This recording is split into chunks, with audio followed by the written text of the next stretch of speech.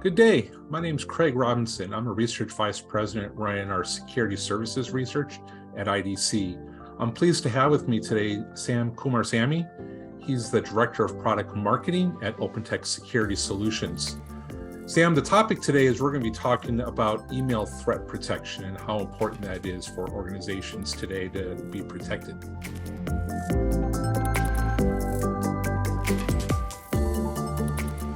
So before we get started on this topic, ever since the pandemic, Craig, you know that the number of remote workers has gone up substantially. But this has also resulted in an increase in the attack surface. And email is the most common form of communication, but also the one that the bad guys take advantage of frequently. So the number of email threats have really gone up. Yeah. So what are you seeing out there from an IDC perspective in the past 2 years? Oh, it's been crazy. You know, email's just kind of like that easy source of entry where it's so easy for firms to be able to attack organizations through email, various ways that they do that. And those attacks result in what? They result in breaches where sometimes data gets leaked out. Sometimes ransomware occurs where organization is literally shut down, and there's costs associated with all of that, right? If you have a security breach and you just have to worry about paying the fines or paying the credit reporting for your customers, then you're talking around $49,000 per breach. Throw in ransomware, you know, where you have to pay those bad guys with Bitcoin or some other way in order to get your systems back online. That's $240,000 is the average payment that we're seeing. Wow. And it doesn't matter what size you are. In fact, the larger you are, the more likely you are to have more breaches per year.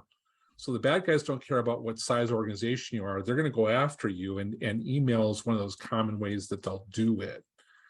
When we look at some of the research that we've done in terms of which way our organization's getting hit, opening just a malicious attachment, you know, which is so easy to do. You know, we get distracted in this hybrid world. You know, we're all working from home half the time. You have dogs running around. You got people walking behind you. You get distracted. You do things that you wouldn't perhaps normally do pre-pandemic when we're all working out of an office. So you click on that malicious attachment, or maybe you click on that URL without really taking a look at it. Because, man, they're tough to spot, right? If you're not really paying attention. That's why education is so important as well. But we'll talk about that in another webinar.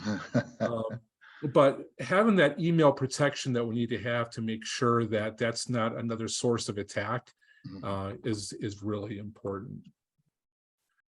Again, one of the things that also is of concern beyond the ransomware is just those business email compromises. Unfortunately, it occurs to everyone. And you know, we've done some research asking organizations, how often are you hit by business email compromises?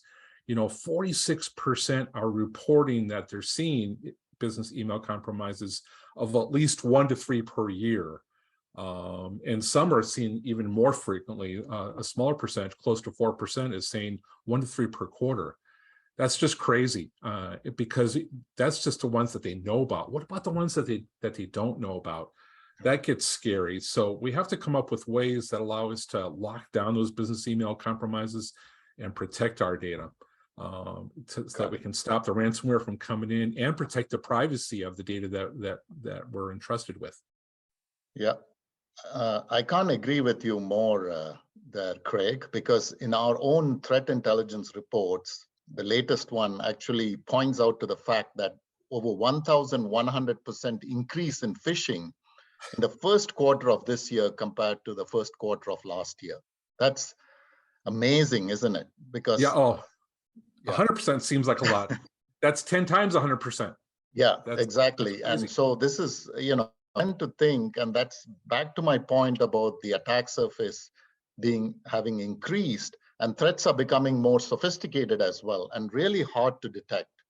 And downtime due to these email attacks can cause loss of revenue, loss of customers, and compliance violation fines as well. So much so that especially if you're an MSP and small and medium business, could result in closure of your business because you really can't afford the cost of these breaches, as you had correctly pointed out in your slides.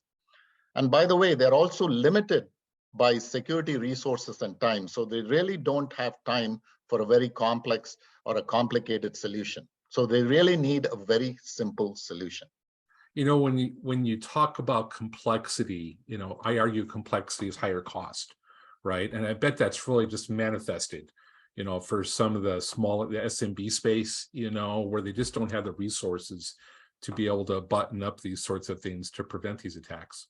Yeah, absolutely. And that's why when we developed the solution, the advanced email threat protection, we built it purposely for MSPs so that both inbound and outbound emails actually go through a very rigorous multi-layered filtering process. If I can interrupt, Sam, though, but you know, what about shadow IT? You know, isn't that a concern where people in organizations start using other systems to try and get around some of this stuff?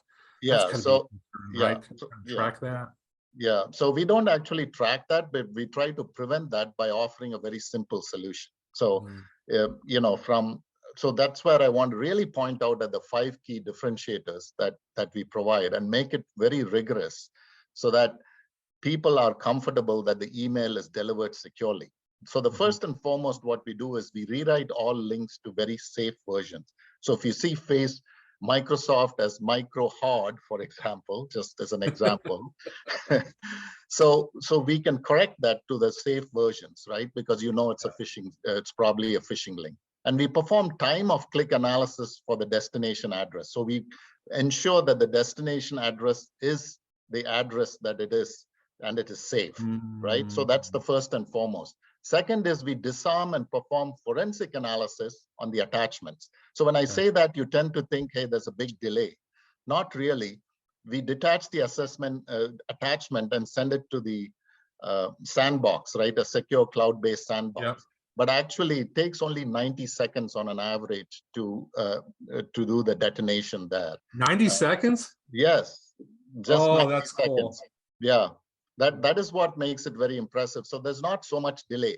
By the way, when you know, you can disarm the attachment, and especially if it has macros, it gets converted into a safe PDF version. So Microsoft Word, Excel, and PowerPoints can be really converted into a safe version via PDF. So really, there's no delay. The message still gets forwarded without the attachment. So there's no delay in the recipient receiving the messages. So that's what makes it very compelling as well. And the third point is the one-click integration with Office 365. So you can retrieve messages for whatever reason you suspect, hey, it got through in spite of all the filtering. I want to take another look at it. So up to 30 days, you can retrieve the messages from Office 365 as well for inspection. Okay. And the fourth and fifth point is really critical. Again, MSP, small and medium businesses, though this can apply for larger organizations as well, is the fact that it's fast and easy to implement. So that's very immediate need for MSPs and SMBs. And it's really simple to manage, support, and customize as well. Fast and easy sounds good, but it still sounds complicated. If you're able to put this all together in one package, that's pretty cool, because this isn't easy. You know, and historically, you know, there's been a lot of frustration around using these sorts of types of systems, you know, especially in the SMB space. So if you're able to put this together into a package, that would be good. You know, Sam, this all looks good, but this has got to be just one piece of the puzzle, right? How does this fit into making organizations, you know, one of the buzzwords that we see in 2022 is cyber resilience. How does this fit into like a cyber resilience platform or framework that helps to give holistic protection to organizations, especially in that small mid-size space? You hit the nail on the head there, Craig, because, you know, we are thinking ahead, or we are thinking alike as well. As they say, great people think alike. So OpenText Security Solutions, our parent company, actually is offering a cyber resilience solution. So this email threat protection is part of a bigger solution called cyber resilience. So let me start off by explaining what cyber resilience using the VC parlance, right? ability to continue your business operations in spite of being under a cyber attack. Mhm. And that's what you really need, given we just talked about the number of threats, whether it's business email compromise and so on. So our cyber resilience solution consists of two buckets. One is from the acquisition of Webroot. We provide Webroot data security. And from a data management, we provide Carbonite data management. Again, it's a great question you asked about framework. So we break it down into themes, and you can see how these themes resonate very well with the NIST cyber resilience framework, or cyber security framework, if you will. So the prevent and protect part, we offer multi-layered security, by the way, on the data security portion of it. So the prevent and protect actually provides endpoint protection. So the next generation AV, and it's all cloud-based. Security awareness training, no matter what technology you throw at people, you still need to train people on not to click on phishing emails, because technology alone won't solve it. So we offer that. DNS protection against for network users and devices, making sure you're not clicking on phishing emails or bad IP addresses and URLs. Then the email threat protection we just talked about. There's the email continuity aspect as well, where even if the infrastructure is down, you can receive and send emails for up to 30 days. That's pretty cool, because that's very important, because email is the most common form of communication. Email encryption, making sure sensitive data is being encrypted and only authorized people are sending out sensitive data, so that you prevent data loss, right? And then there is email message privacy as well. Email message privacy is about sending large files up to 100 gigabyte. There is e-signature involved in this as well as controlling who sees the email, whether you can forward it, people can open it, and so on. So digital rights control is a big part. Now, in spite of all this, the bad guys still get in because they're smart, right? That's why you're continuing to see attacks today. That's where we really offer detect and respond portion through our MDR service, where we have security analysts in the sitting there watching it 24/7 for any insider threat kind of movement, lateral movement, as well as doing threat hunting. So from endpoint backup to server backup to cloud backup, we provide all sorts of backup for you to recover quickly. And compliance, having archiving is extremely important for investigations and forensic purposes. Now, all this is powered by our very own threat intelligence. Our threat intelligence collects information from over 95 plus sensors distributed globally. So you have IP reputation scores, web reputation scores, file reputation, all that is correlated and defined in about 82 different categories. And we actually OEM our product to other security vendors. So some of the top security vendors use our product. And this is what powers all of our security as well as Carbonite products. And by the way, this entire cyber resilience solution helps to obtain cyber insurance, because today cyber insurance, no matter what size your company, is a must-have versus nice to have, right? Because of the number of attacks. So would like to hear your thoughts on this, Craig, on what you think of cyber insurance. Yeah, cyber insurance has changed a lot. I'm a recovering practitioner. So for a number of years, I was out, leading IT and security organizations. And in my last time that I was out in the field, so to speak, we were concerned about just being compliant. What sort of fines could we come under governmental issues with if anything was leaked out? And things have changed over the last 3 or 4 years. Now, you not only have to be concerned about the fines that you might have to pay or paying for someone's credit reports to be reviewed, but you have to worry about the ransomware costs, right? So what has that caused? That's caused rates just to go crazy. Cyber insurance providers now just have to look and see what sort of maturity are they looking at for the organizations that want to become policyholders for cyber insurance. So it's not just a matter of applying and writing a check, it's a matter of applying, writing that check, and also making sure that you got the infrastructure and you got the services behind you to protect your organization.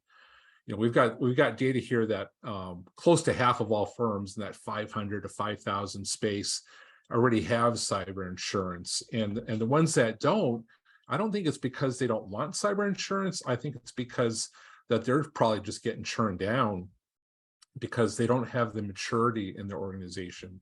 So if I were an underwriter in cyber insurance and I was looking at someone that had a complete cyber resilience, framework behind them, they were able to detect attacks and respond to attacks, versus someone that maybe just churned on multi-factor, last month, they're going to look at that more mature firm, and arguably their rates are going to be less too, if you have that full cyber resilience sort of background behind you in your organization. So cyber insurance is a big player out there, I guess in a positive way, because it's forcing the maturity of organizations to be elevated, so that cyber insurance companies don't have to write as big of a check, and we're all safer in a world where there's threats abounding. I think that's probably a good thing. Okay. So, no, you just validated what I just said, that close to half of firms in this segment really require cyber insurance. So small and medium businesses obviously fall within that range. So I think absolutely you have just validated what I said. So thank you all for listening, and to learn more about our advanced email threat protection, please go to the URL below. thanks, Sam. I appreciate the time that we've been able to spend today. I hope it's been educational for everyone, and I've certainly learned a little bit more about your offering as well. So hope everyone has a great day. Yeah.